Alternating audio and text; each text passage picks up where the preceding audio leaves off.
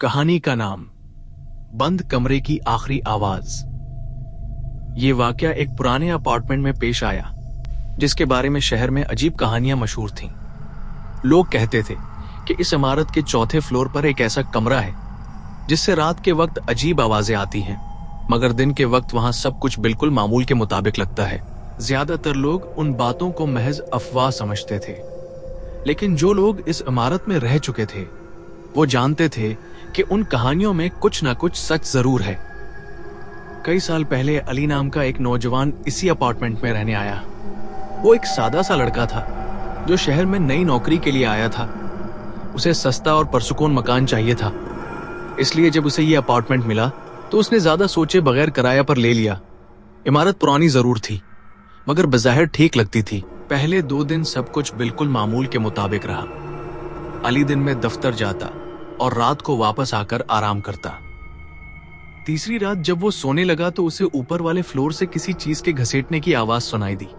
पहले तो उसने सोचा कि शायद कोई फर्नीचर हिला रहा होगा, मगर आवाज कुछ अजीब थी, जैसे कोई भारी चीज आहिस्ता आहिस्ता जमीन पर घसीट रहा हो। अली ने थोड़ी देर नजरअंदाज किया, मगर आवाज मुसलसल आती रही।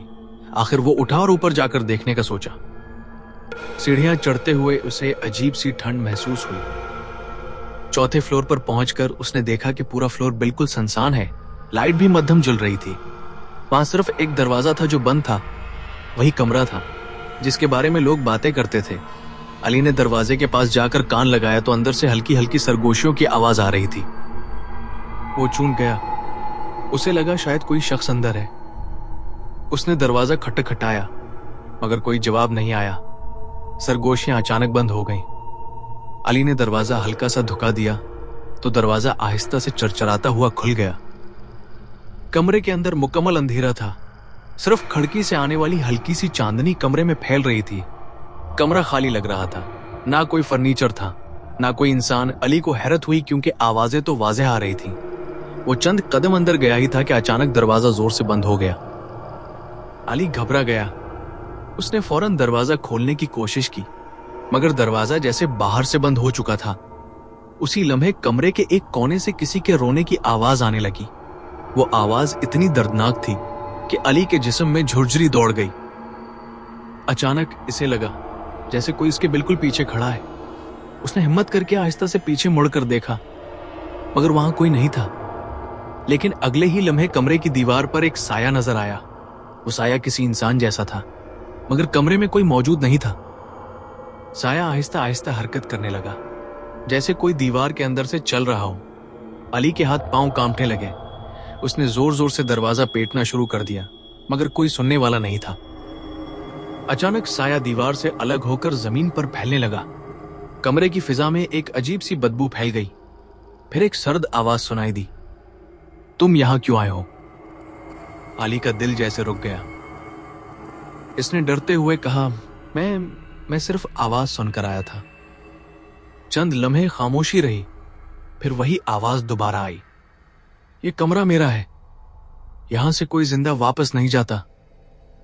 अचानक दरवाजा खुद ब खुद खुल गया।